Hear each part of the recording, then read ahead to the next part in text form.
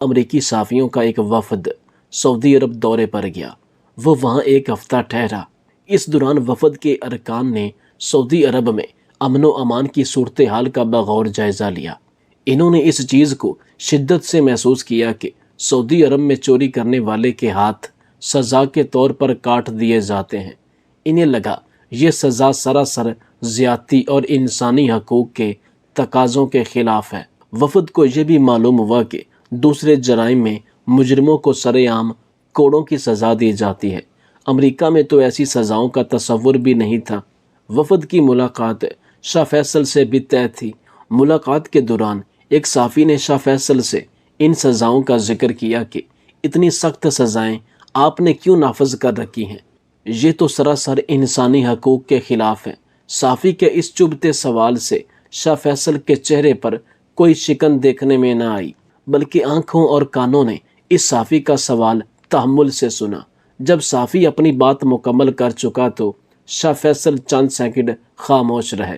صحافی یہ سمجھا کہ اس نے شاہ فیصل کو لاجواب کر دیا ہے۔ کچھ دیر رک کر شاہ فیصل بولے، کیا آپ لوگ اپنی بیگمات کو بھی ساتھ لے کر آئے ہوئے ہیں؟ کچھ صحافیوں نے سر ہلائے۔ اس کے بعد شاہ فیصل نے کہا، ابھی آپ کا دورہ ختم ہونے میں چند دن باقی ہیں۔ آپ اپنی بیگمات کے ساتھ شہر کی سونے کی مارکیٹ میں چلے جائیں اور اپنی خواتین سے کہیں کہ وہ اپنی پسند سے سونے کے زیورات کی خریداری کریں۔ ان زیورات کی قیمت میں اپنی جیب سے ادا کروں گا۔ اس کے بعد وہ زیورات پہن کر سعودی عرب کے بازاروں اور گلیوں میں آزادانہ گھومے پھریں۔ ان زیورات کی طرف کوئی میلی آنکھ سے بھی دیکھ نہیں پائے گا۔ 2 دن کے بعد آپ کی امریکہ واپسی ہوگی۔ کیا وہ زیورات پہنے ہوئے آپ اور آپ کی خواتین بلا خوف و خطر اپنے اپنے گھروں کو پہنچ جائیں گے؟ جب شاہ فیصل نے صحافیوں سے یہ پوچھا تو سارے صحافی ایک دوسرے کا حیرانگی کے عالم میں منہ تکنے لگے۔ شاہ فیصل نے دوبارہ پوچھا تو چند صحافیوں نے کہا، بلا خوف و خطر ایئرپورٹ سے نکل کر گھر پہنچنا تو درکنار، ہم ایئرپورٹ سے باہر قدم بھی نہیں رکھ سکتے۔ شاہ فیصل نے جواب دیا، سعودی عرب میں اتنی سخت سزاؤں کا نفاذ ہی آپ کی پریشانی کا جواب ہے۔ یہاں جب اذان ہوتی ہے تو سونے سے بھری دکانیں لوگ بغیر بند کیے نماز کی طرف نکل جاتے ہیں۔ کسی کو یہ ڈر خطرہ نہیں ہے کہ ہماری دکان سے کوئی ایک سکہ بھی ادھر ادھر ہو جائے گا۔ بازاروں میں امن امان ہے۔ آپ 1 گرام سے لے کر 1 کلو تک سونا اٹھا کر سرِ عام بازاروں میں پھریں، کوئی آپ کی طرف آنکھ اٹھا کر بھی نہیں دیکھے گا۔ پھر شاہ فیصل نے تمام صحافیوں کو مخاطب کر کے کہا کہ یہ تمام سنہری قوانین ہمیں دین اسلام نے دیے ہیں اور مجھے ان کو اپنے ملک میں لاگو کرنے میں فخر محسوس ہوتا ہے، کیونکہ اسلام دنیا کا وہ واحد دین ہے جو کسی پر بیجا ظلم نہیں کرتا، لیکن ہر مجرم، ہر گناہ گار کو اس کی سزا جو کہ شریعت میں ہے ضرور دی جائے گی۔ شاہ فیصل کے یہ الفاظ سن کر سارے صحافیوں کے سر شرم سے جھک گئے اور وہ جان گئے کہ اس میں کوئی دو رائے نہیں کہ سعودی عرب کے انہی سزاؤں کے نفاذ نے یہاں چوری چکاری اور دیگر گناہوں پر قابو کیا ہوا ہے۔ پھانسی سے 1 دن قبل مجرم نے ایک عجیب و غریب خواہش کا اظہار کیا جسے سن کر سب حیران ہو گئے۔ اس نے جیلر سے کہا کہ ہو سکے تو میری آخری خواہش پوری کر دو، میں مرنے سے پہلے اپنی بیوی سے جنسی ملاپ کرنا چاہتا ہوں۔ جیلر نے جب یہ سنا تو حیران ہوا کہ کیسا عجیب شخص ہے کہ مرنے سے پہلے بھی ایسے خیالات اپنے دماغ میں بسائے بیٹھا ہے۔ پھر مجرم نے جیلر سے کہا کہ آپ نہ جانے میرے بارے میں کیا سوچ رہے ہوں گے، لیکن حقیقت یہ ہے کہ میری شادی کو ابھی چند دن ہوئے ہیں۔ شادی کے بعد میں اور میری بیوی ابھی اولاد پیدا نہیں کرنا چاہتے تھے اور ہم جنسی عمل کے دوران میڈیسن اور کنڈم کا یوز کرتے تھے، لہٰذا میں یہ آخری خواہش اس لیے کر رہا ہوں کہ میں تو اس دنیا سے چلا جاؤں گا، لیکن اس جنسی عمل کے بعد انشاءاللہ میری بیوی حاملہ ہو جائے گی اور میرا بیٹی یا بیٹا پیدا ہوگا، جس سے میری بیوی کے پاس میری نشانی رہے گی اور میری نسل بڑھ جائے گی۔ لیکن چھوٹے سے پولیس اہلکار سے لے کر سپریم کورٹ کے جج تک کوئی بھی یہ نہیں سوچ سکتا تھا کہ مجرم کے یہ عمل کرنے سے وہ بے گناہ ثابت ہو جائے گا، اور یہ انتہائی حیران کن اور سچا واقعہ ہے۔ مجرم کی ساری بات سن کر جیلر کو صرف یہ لگا کہ وہ اپنی بیوی سے آخری بار لذت حاصل کرنا چاہتا ہے، لیکن وہ مجرم کے اصل مقصد کو نہیں جانتا تھا۔ لہٰذا جیلر نے دل میں سوچا کہ ان حسین لمحات سے لطف اندوز ضرور ہونا چاہیے اور اس نے جیل کے اندر 2 خفیہ کیمرے لگا دیے۔ مجرم کی بیوی آخری ملاقات کے لیے اپنے شوہر سے ملنے کے لیے آئی تو جیلر نے کیمروں کی مدد سے عجیب و غریب مناظر دیکھے اور مجرم کی عقل مندی پر حیران ہوا کہ کتنی چالاکی سے اس نے اپنے آپ کو بے گناہ ثابت کیا۔ اگرچہ میرے لحاظ سے یہ بہت غیر اخلاقی فعل تھا، لیکن میں اپنے سے اوپر والے کے آرڈر کا پابند تھا، اور جیلر صاحب کی بھی یہ خواہش تھی کہ ملاقات سے پہلے مجرم کے کمرے میں 2 خفیہ کیمرے نصب کیے جائیں۔ یہ کیمرے مجرم کی بیوی کے لیے نصب کیے گئے تھے جو اپنے شوہر سے آخری ملاقات کے لیے آنے والی تھی۔ میں جیلر صاحب کی جہالت پر حیران ہوا کہ پہلے تو اس نے قیدی کی یہ عجیب و غریب خواہش پوری کرنے کا وعدہ کیسے کیا، اور پھر اس کے بعد مجرم کے کمرے میں خفیہ کیمرے لگوائے۔ ایک دن میں نے اس سے پوچھا کہ صاحب ایسا کیوں کر رہے ہیں، تو کہنے لگا کہ اگر مجرم کی مرنے سے پہلے ہم اس کی آخری خواہش پوری کر رہے ہیں تو ان لمحات سے ہمیں بھی لطف اٹھانا چاہیے، اتنا تو ہمارا بھی حق بنتا ہے۔ جیلر صاحب سے اس طرح کی باتوں کی توقع کی جا سکتی تھی، کیونکہ اکثر وہ شراب کے نشے میں رہتا اور کسی بات کا اسے ہوش نہیں تھا، مگر مجھ سے یہ بات برداشت نہ ہوئی کہ میاں بیوی کے درمیان ہونے والے معاملات کو دیکھا جائے۔ کیمرہ لگانے کے بعد میں اس قیدی کے پاس جا پہنچا۔ وہ بیٹھا تھا، اس کے چہرے پر عجیب سا اطمینان اور سکون تھا، جیسے کہ اس نے کچھ کیا ہی نہ ہو۔ وہ کیفیت جو سزائے موت پانے والے قیدیوں کے چہرے پر نظر آتی ہے، اس کے چہرے پر ایسا کوئی خوف نہیں تھا، ایسے مطمئن تھا جیسے اس نے کوئی قتل نہیں کیا بلکہ کوئی نیکی کی تھی۔ میں اس کے سامنے گھٹنوں کے بل بیٹھ گیا اور اس سے پوچھا، کیوں قیدی نمبر 207 کیسا محسوس ہو رہا ہے؟ موت سے پہلے مجھے تم پر حیرت ہے کہ مرنے سے پہلے بھی تم ایسی خواہش کا اظہار آخر کیوں کرنا چاہتے ہو؟ تجھے مرنے کا کوئی خوف نہیں، ابھی بھی وقت ہے، اپنی اس خواہش سے باز آ جاؤ، اپنے گناہوں کی رب سے معافی مانگو۔ میری بات کا اس نے کوئی جواب نہ دیا۔ میں بس اس کے چہرے پر طمانینت کے نشان پڑھتے ہوئے واپس چلا آیا۔ اس کے چہرے پر حیران کن اطمینان تھا جو مجھے مسلسل حیران و پریشان کر رہا تھا۔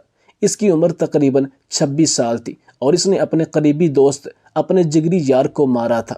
اسی جرم میں وہ قید ہوا اور پھر پھانسی ہونے والی تھی، مگر حیرت کی بات یہ تھی کہ اس نے اپنے دوست کو کیوں مارا، اس کے بارے میں کوئی کچھ نہیں جانتا تھا۔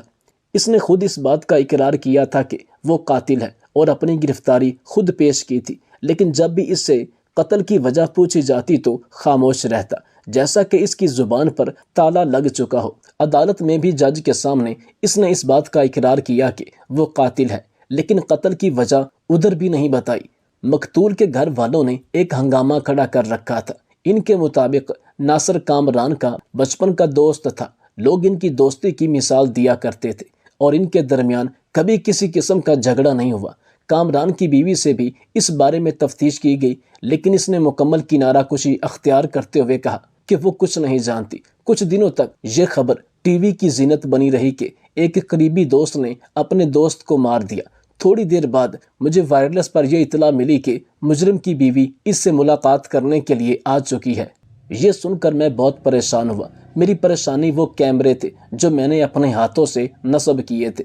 میری نظر میں یہ بات بہت ہی گھٹیا تھی کہ جیلر صاحب ان کیمروں کی مدد سے میاں بیوی کے معاملات کو دیکھے گا، مگر میں نوکری کی وجہ سے مجبور تھا اور اس نوکری کو پانے کے لیے میں نے 5 لاکھ کی رشوت دی تھی۔ جو دھکے اور منتیں سماجت کی کروائی تھیں وہ علیحدہ تھی، اور 4 سال کی مسلسل تگ و دو کے بعد مجھے یہ نوکری ملی تھی، اور اب جب مجھے یہ سرکاری نوکری مل چکی تھی تو میں ویسا ہی کرنے پر مجبور تھا جیسے مجھے بڑے کہتے۔ اگر میں ان کے خلاف ہو جاتا یا ان کی حکم عدولی کرتا تو میرا ٹرانسفر تو پکا تھا یا پھر میری نوکری ختم کر دی جاتی۔ جیلر صاحب کے حکم سے میں اس کی بیوی کو اس مجرم کے کمرے تک پہنچا کر آیا۔ اس کی بیوی اتنی حسین تھی کہ کوئی بھی انسان پہلی نظر میں اس کا دیوانہ ہو سکتا تھا، مگر اس نے اپنے آپ کو ایک چادر میں چھپا رکھا تھا۔ وہ پردہ دار تھی یا پھر ادھر ہی اپنے آپ کو ڈھانپ کر آئی تھی۔ مجھے دل ہی دل میں اس بات کا خوف تھا کہ اگر جیلر صاحب کی نظر اس عورت پر پڑ گئی تو یقیناً اس کی نیت خراب ہو جائے گی، کیونکہ وہ شراب اور عورتوں کے شوقین تھے۔ اس سے پہلے بھی کئی عورتوں سے ناجائز تعلقات بنا رکھے تھے۔ جیلر صاحب کے حکم کے مطابق قیدی نمبر 207 اور اس کی بیوی کو اس کمرے میں بھیج دیا گیا جہاں کیمرے نصب تھے، اور کمرے میں بھیجنے سے پہلے ان دونوں کی اچھی طرح تلاشی لی گئی تاکہ کچھ غلط نہ ہو جائے۔ آج کل جیل کی تاریخ میں کسی بھی قیدی نے اس قسم کی خواہش کا اظہار نہیں کیا تھا۔ جیلر صاحب نے نہ اس بات کا کسی سے ذکر کیا، نہ ہی کسی سے اجازت لی، اور یہ بات بعد میں پتہ چلی کہ اس نے اس خواہش کو رد کرنے کی بجائے اس کی خواہش کو پورا کرنا کیوں ضروری سمجھا۔ 2 پہرے دار ان کے کمرے کے باہر موجود تھے۔ تھوڑی ہی دیر بعد میں جب جیلر صاحب کے کمرے میں گیا تو وہ لیپ ٹاپ کھول کر بیٹھے تھے۔ اس نے مجھے بھی ساتھ بیٹھنے کا اشارہ کیا۔ میری جیلر صاحب سے کافی بات چیت رہتی تھی۔ اس نے مجھ سے کہا کہ آؤ بیٹھو، ہم بھی کچھ مزے کرتے ہیں۔ ان کی یہ بات سن کر میں شرم سے پانی پانی ہو گیا۔ میں نے کہا نہیں، میں ذرا جیل کا راؤنڈ لگا کر آتا ہوں، مگر اس نے مجھے مجبور کیا کہ تم میرے ساتھ ہی رہو۔ مجھے بھی اس بات کا تجسس ہوا کہ آخر اس قیدی نے اس خواہش کا اظہار کیا ہی کیوں۔ کچھ نہ کچھ تو اس کی بیوی میں ایسا ضرور ہوگا جو آخری وقت میں بھی اس کا ساتھ چاہتا تھا۔ جیلر صاحب کامران کا مذاق اڑاتے ہوئے کہنے لگا کہ کامران کی سزائے موت کے بعد اس کی بیچاری بیوی اکیلی رہ جائے گی اور بیوہ ہو جائے گی، ہم ہی اس کے دانے پانی کا انتظام کریں گے، اور یہ ہماری مجبوری۔ یہ کہہ کر اس نے زوردار کہکا لگایا۔ اس کے چہرے پر کمینگی نظر آ رہی تھی۔ اس کے ارادے بھی کچھ نہ کچھ تو میں بھی جانتا تھا کہ جیلر صاحب کے کیا ارادے ہیں۔ میرے حساب سے وہ اس ویڈیو کو استعمال کر کے اس عورت کو بلیک میل کرنا چاہتا تھا اور اپنے گندے مقاصد حاصل کرنا چاہتا تھا۔ خیر اس بات کا مجھے کچھ یقین تو تھا نہیں، یہ میرے اندازے ہی تھے۔ ہو سکتا ہے میرا خیال غلط ہو۔ مجھے اس بات کا وہم سا ہو گیا کہ ایک عزت دار عورت اس ناپاک جیلر کا شکار ہونے والی ہے۔ میں خود شادی شدہ تھا، ہر بات کو اچھی طرح سمجھتا تھا۔ جیلر صاحب نے مجھے اپنے ساتھ بٹھایا۔ ہائی کوالٹی کے کیمرے تھے، کمرے کے اندر تمام چیزیں واضح طور پر نظر آ رہی تھی۔ وائس کا آپشن بھی موجود تھا، ان کی گفتگو آرام سے سن سکتا تھا۔ جیلر صاحب کی نظر سکرین پر جم گئی، مگر میں کبھی سکرین کی طرف دیکھتا تو کبھی شرمندگی سے نظریں نیچے جھکا لیتا۔ اس قیدی نے اپنی بیوی کو ہاتھ سے پکڑ کر بستر پر بٹھایا۔ اس کے چہرے سے عورت کا چہرہ نظر آتے ہی جیلر کے منہ سے بہت ہی گھٹیا الفاظ نکلے جو میں بیان نہیں کر سکتا۔ پھر سپیکر سے آتی آواز نے ہم دونوں کو اپنی طرف متوجہ کیا۔ وہ دونوں آپس میں گفتگو کر رہے تھے۔ اس گفتگو کے دوران اس کی بیوی نے ایسی حرکت کی جس نے ہم دونوں کو حیران کر دیا۔ جیلر صاحب اپنے کمرے سے اٹھے اور جیل کی طرف بھاگے۔ میں بھی جیلر کے پیچھے پیچھے بھاگا۔ ہم کمرے کے اندر داخل ہوئے تو قیدی بستر پر پڑا تھا۔ اس کی سانسیں بڑی تیزی سے چل رہی تھی۔ عورت نے اپنے جسم کو چادر سے ڈھک لیا۔ جیلر نے آؤ دیکھا نہ تاؤ عورت کو پکڑ کر کھینچتے ہوئے اپنے کمرے میں لے گیا۔ جو کچھ اس عورت نے اپنے شوہر کے ساتھ کیا تھا، اس کے بعد جیلر اسے کسی صورت بخشنے والا نہیں تھا۔ میں نے قیدی کو بیٹھنے کا اشارہ کیا، خود بھی اس کے سامنے بیٹھ گیا۔ آج پہلی دفعہ قیدی کی آواز میں ٹھیک سے سن رہا تھا، کیونکہ اس سے پہلے وہ بولتا ہی نہیں تھا، بس چپ چاپ گمنام رہتا تھا۔ میں نے اس قیدی سے کہا اپنے بارے میں سچ سچ بتاؤ، اب بھی موقع ہے، بعد میں ہم کچھ نہیں کر پائیں گے۔ تم نے اپنے دوست کو کیوں مارا اور آخر میں اپنی بیوی کو ملاقات کے لیے کیوں مجبور کیا اور ایسی خواہش کا اظہار کیوں کیا؟ وہ اب بھی میرے سامنے خاموش رہا اور کسی بات کا جواب نہ دیا۔ میں نے اسے کہا کہ تم میاں بیوی میں جو بھی گفتگو ہوئی ہے اس کیمرے میں ریکارڈ ہے۔ تم اب بھی اگر اپنے جرم کا اعتراف نہیں کرو گے اور سچ سچ نہیں بتاؤ گے تو یہ ریکارڈنگ دنیا کے سامنے آ جائے گی، تمہاری بیوی کی عزت بھی پامال ہو جائے گی اور دنیا دیکھے گی کہ تم دونوں کے درمیان کیا ہوا۔ اس لیے بہتر یہی ہے کہ تم مجھے وہ وجہ بتا دو جس کی وجہ سے تم یہاں پر ہو۔ ریکارڈنگ والی بات سن کر اس کے چہرے پر عجیب سا تاثر تھا۔ اس کے بعد اس نے آہستہ آہستہ سب کچھ بتانا شروع کیا۔ اس کا نام کامران تھا، وہ کراچی کا رہائشی تھا۔ ناصر اس کا جگری دوست تھا اور اس کی زندگی تھا۔ دونوں نے ایک ساتھ تعلیم حاصل کی اور اس کے بعد ایک ہی کمپنی میں دونوں کی جاب ہوئی۔ جاب کے بعد جب گھر کے حالات کچھ ٹھیک ہوئے تو کامران کے گھر والوں نے اس کی شادی کے بارے میں سوچا۔ اس کی والدہ نے اپنی ہی پسند کی لڑکی اپنے بیٹے کے لیے تلاش کی۔ یوں کامران کی زندگی میں لائبہ آئی۔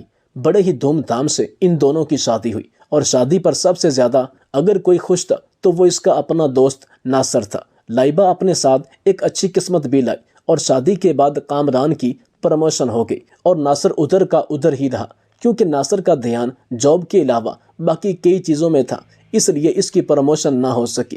کامران کی والدہ نے اپنے بڑے بیٹے کے ساتھ رہنا شروع کر دیا۔ کامران اور لائبہ گھر میں تنہا تھے۔ دفتر میں زیادہ وقت رہنے کی وجہ سے کامران کے لیے کچھ مسائل تھے، اسے اپنے آفس کو زیادہ ٹائم دینا پڑ رہا تھا، جبکہ اس کا دوست ناصر کی پروموشن نہیں ہوئی تھی، اس لیے وہ دفتری کاموں میں زیادہ وقت نہیں دے رہا تھا اور اس پر اتنا زیادہ دباؤ نہیں تھا۔ لہٰذا کامران اپنے گھر کے کام کاج کے سلسلے میں اپنے دوست سے مدد لیتا اور پیسے دے کر لائبہ کو سبزی اور باقی ضروریات کی اشیاء وغیرہ منگوا دیتا۔ سب کچھ ٹھیک چل رہا تھا، لیکن آہستہ آہستہ لائبہ کا رویہ کامران کے ساتھ عجیب و غریب ہو گیا۔ وہ کامران سے بات کرتے ہوئے ہچکچاتی تھی۔ ان دونوں کے درمیان عجیب سی دوری پیدا ہو چکی تھی۔ گھر میں بھی خاموش رہنے لگے اور کامران اس بات کو بہتر طریقے سے محسوس کر رہا تھا کہ لائبہ پریشان ہے، کوئی نہ کوئی ایسی بات ضرور ہے جو وہ مجھ سے چھپا رہی ہے۔ اور پھر ایک دن کامران نے لائبہ سے اس کی پریشانی کی وجہ پوچھی تو اس نے جو بتایا وہ کامران کے وہم و گمان میں بھی نہیں تھا۔ اس نے اپنے شوہر کو بتایا کہ آپ کا دوست ناصر مجھے تنگ کر رہا ہے، مجھ پر بری نظر رکھتا ہے۔ میں کب سے آپ کو بتانے کی کوشش کر رہی تھی، لیکن ہمت نہیں ہو رہی تھی، کیونکہ ناصر آپ کا بچپن کا دوست ہے اور آپ یہ سن نہ پائیں گے۔ یہ سن کر کامران غصے سے پاگل ہو گیا۔ اسے اپنی بیوی بہت عزیز تھی، ساتھ ساتھ اپنے دوست کی دوستی بھی عزیز رکھتا تھا۔ وہ اپنی بیوی سے کہنے لگا کہ تجھے کوئی غلط فہمی ہوئی ہے، مگر لائبہ نے کہا کہ میں نے خود یہ بات محسوس کی ہے اور مجھے کیا پڑی تم دوستوں کے درمیان غلط فہمی پیدا کرنے کی۔ اگلے دن معمول کے مطابق اس نے ناصر کو کچھ پیسے دے کر سودا بتایا اور اس نے دفتر سے واپسی پر لائبہ کے لیے گھر لے جانا تھا۔ ناصر جیسے ہی پیسے لے کر وہاں سے روانہ ہوا تو کامران کے دل میں آیا کہ اس کا پیچھا کرنا چاہیے اور دیکھنا چاہیے کہ لائبہ نے جو کہا وہ درست ہے یا اس کا گمان ہے۔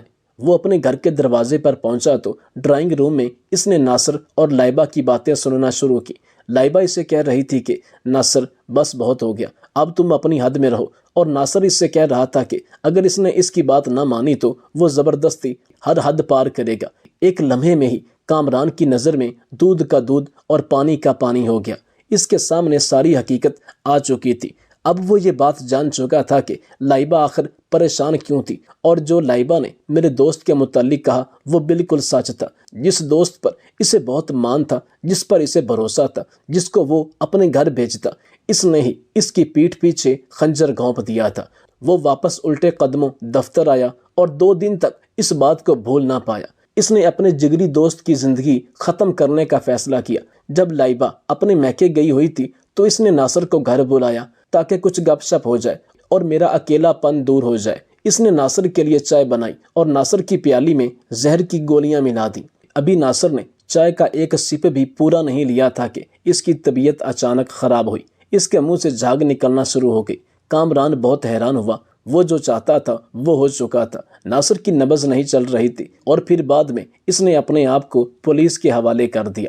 جس کسی کو بھی اس واقعے کے بارے میں پتہ چلا تو اسے اپنے کانوں پر یقین نہ آیا، کیونکہ ناصر اور کامران کی دوستی مثالی تھی۔ لوگ ان کی دوستی کی مثالیں دیتے تھے۔ پولیس نے تفتیش کا دائرہ کار بڑھا دیا۔ ایسی کوئی بات سامنے نہ آئی جس کی وجہ سے قتل کی وجہ معلوم ہو سکے۔ لاکھ پوچھنے پر کامران نے قتل کی کوئی وجہ نہ بتائی۔ وہ مسلسل خاموش رہا۔ پولیس نے لائبہ کے بھی بیانات لیے، لیکن وہ اس وقت گھر پر موجود نہیں تھی اور میکے گئی ہوئی تھی، اس لیے اس سے زیادہ پوچھ گچھ نہ ہو سکی۔ لائبہ کو بھی اس بات کا یقین نہیں تھا کہ اس نے ناصر کے خلاف اپنے شوہر کے کان تو ضرور بھرے تھے، لیکن وہ یہ نہیں جانتی تھی کہ وہ اس کی زندگی ختم کر دے گا۔ 4 مہینے کیس چلنے کے بعد کامران کو سزائے موت سنا دی گئی، مگر حیرت کی بات یہ تھی کہ سزا سننے کے بعد کامران کی آنکھوں سے آنسو نہیں گرا تھا، اور پھر مرنے سے 1 دن قبل اس نے بیوی سے ملاقات اور اپنی خواہش پوری کرنے کا اظہار کیا۔ پہلے تو اس نے کہا کہ وہ اپنی بیوی سے جنسی ملاپ کرنا چاہتا ہے، کیونکہ اس سے پہلے ان لوگوں نے کبھی بچہ پیدا کرنے کی کوشش نہیں کی تھی، یعنی کہ جنسی عمل کرتے ہوئے وہ میڈیسن اور کانڈم کا یوز کرتے تھے۔ لیکن اب وہ اپنی بیوی سے جنسی ملاپ اس لیے کرنا چاہتا ہے کہ اللہ تعالیٰ اس کی نسل کو بڑھائے۔ یہ اگر پھانسی کی سزا پر چڑھ بھی جائے تو اس کی بیوی کے پاس اس کی کوئی نہ کوئی نشانی ہو اور اس کا نام اس دنیا میں باقی رہے، یعنی اس کی نسل بڑھتی رہے۔ جیلر نے اس کی خواہش پوری کی۔ جیلر صاحب اور میں یہی سمجھ رہے تھے کہ اسے اپنی بیوی سے محبت ہے اور آخری بار وہ بیوی سے ملنا چاہتا ہے، مگر سکرین پر نظر آنے والے مناظر کچھ اور ہی بیان کر رہے تھے۔ جب اس کی بیوی اس کے سامنے آئی تو اس نے اپنی بیوی کو اپنے سامنے بٹھایا اور کہا تمہارا سچ میرے سامنے آ چکا ہے۔ اور پھر یہ کہتے ہوئے اس نے اپنی بیوی کے لباس کو اپنی طرف کھینچا اور کہا کہ تجھے بڑا شوق ہے بے آبرو ہونے کا، میں تجھے بے آبرو کروں گا۔ میں حقیقت جان چکا ہوں کہ گناہ گار ناصر نہیں بلکہ تم تھی۔ یہ سنتے ہی لائبہ نے مسکرا کر کہا کہ دیکھو کامران، کل تجھے پھانسی کے پھندے پر لٹکا دیا جائے گا، لہٰذا یہ باتیں کرنے کا اب کوئی فائدہ نہیں۔ یہ سچ ہے کہ میں تجھ سے زیادہ ناصر کو پسند کرتی تھی۔ میں نے تو تم سے شادی بھی اس لیے کی تھی، اس لیے میں اسے اپنی طرف بلانے لگی، مگر وہ ہر بار تمہاری دوستی کو درمیان میں لے آیا۔ مجھے اس بات سے بہت چڑ تھی۔ وہ تجھے دھوکہ نہیں دینا چاہتا تھا اور اپنی وفاداری نبھا رہا تھا۔ جب میں نے دیکھا کہ یہ میرے جال میں پھنسنے والا نہیں تو اسے ختم کرنے کا منصوبہ بنایا۔ سب سے پہلے ناصر کے خلاف تمہارے کان بھرے تاکہ بچپن کی یہ دوستی ختم ہو جائے۔ جب ناصر کو تم نے اپنے گھر بلایا تھا، اس سے پہلے میں ناصر سے ملاقات کر چکی تھی، یہ کہہ کر اسے ہوٹل پر بلایا کہ اگر چاہتے ہو کہ کامران کے ساتھ میں خوش رہوں اور ہمارا گھر نہ ٹوٹے تو آخری بار مجھے فلاں ہوٹل پر ملو۔ دیے گئے ایڈریس پر جب ناصر مجھے ملنے آیا تو میں نے جوس میں زہر ملا دیا، ایک ایسا زہر جس کا اثر 1 یا 2 گھنٹے بعد ہونا تھا، تاکہ موقع واردات پر کسی کو شک نہ ہو۔ حقیقت یہ ہے کہ اس کی قاتل میں ہوں، تم نہیں۔